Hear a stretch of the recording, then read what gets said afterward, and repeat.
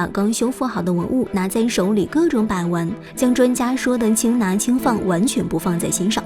就算是其他嘉宾提醒他要小心，他也只是来了句没事儿，坏了他可以再修，没事他可以再修补，再修补。这一句话瞬间又把他成功送上了热搜。虽然事后节目组出来打圆场，说他是性格耿直，但这也没能抵挡住网友对他的吐槽。毕竟这种让人分不清是他耿直还是情商低的事，他已经做了不止一次两次了。说起袁姗姗的走红，大家可能第一时间想到的就是在《宫锁珠帘》里让人尴尬的演技，以及被各种恶搞的西红柿蛋汤。可能就是因为红的莫名其妙，再加上他的各种招黑瞬间，所以在2013年，袁姗姗成为了第一个在微博上有滚出娱乐圈相关话题的女明星。当时网上给出了5个让她滚出娱乐圈的理由：长得丑、眼睛差、于正太捧、苦情玛丽苏，没有理由就是讨厌。那个时候的袁姗姗刚出道没有几年，就成为了于正多部电视剧里的女主角。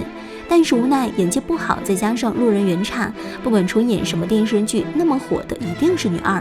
演宫二出彩的却是舒畅，演美人无泪，大家记住的却是张萌；演笑傲江湖，被大家讨论最多的却是陈乔恩。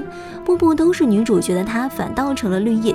不过虽说在演戏方面她可能没有那么在行，但是在撩男人方面她绝对是个专家。2011年，袁姗姗在节目中公然向陈晓表白。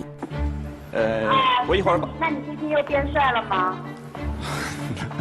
变帅了，还蛮帅的。变帅了。哎，我真有这。那不行不行，不能见你，我怕你变得那么帅，我见到你会喜欢上你。话还没说完，倒是给主持人吓得不轻，陈晓脸色更是非常的不自然。而赵丽颖怕袁姗姗再说出什么话来，便立刻跟她打了个招呼：姗姗，我跟你说，姗姗，我是丽颖。对，那个他跟我在一块呢，真的是有正经事儿要跟你说。说啥？没事，一会儿单独说吧。我先挂了啊，我单独说，我微信把那个地址发给你 ，OK？ 好，好，拜拜。结果谁知道，在节目中大方示爱的袁姗姗没有什么事，为了缓解尴尬的赵丽颖倒是被骂得不轻。别看袁姗姗看起来好像是清纯动人、楚楚可怜的，但是回顾她的情史，那可是不容小觑的。曾经的袁姗姗和有妇之夫刘烨在路边手牵手散步的时候，被狗仔拍了个正着，而当天恰巧还是袁姗姗的生日，但是等到晚上晒出照片时，却又没有刘烨的身影。然而就在大家搞不清他跟刘烨到底什么关系的时候，袁姗姗又传出了和孙坚的恋情。他们两人之间有过很多次合作，孙坚曾在袁姗姗被黑得最惨的时候多次发微博力挺过他，而袁姗姗也给他们2个人买过情侣皮衣。但是一问到2人的关系，他们却都称只是好朋友。也许人家真的只是可以一起穿情侣装的好兄弟吧。然而袁姗姗的好兄弟可不止这一个。在某个综艺节目中，当聊到前任的时候，袁姗姗非常自豪地说，在大学时期张哥追了自己4年都没成功，现在他也成了自己父母的干儿子，甚至还大方爆料了张哥曾经被甩的经历。而这个前女友则被网友扒出正是王鸥。就在王鸥否认这件事的时候，袁姗姗又立刻晒出了2人的亲密照，直接给王鸥来了个响亮的耳光。然而不仅是娱乐圈，在体育圈，袁姗姗也是非常受欢迎的。曾经在一次综艺节目中，他就直言张继科就是他的菜，而张继科后来也曾在一档节目中用电台给袁姗姗点了一首《龙卷风》，更是特地询问有没有222这个数字，可见这个数字的特殊性。而巧合的是，袁姗姗的生日刚好是2月22日。虽然这事没有得到正主的回应，但是这段绯闻恋情在当时可是传得沸沸扬扬。2018年，袁姗姗在录综艺《青春同学会》，不仅公然抱怨张小斐洗澡洗得慢，更是询问男同学他是不是真的打呼噜。张小斐真的打呼噜吗？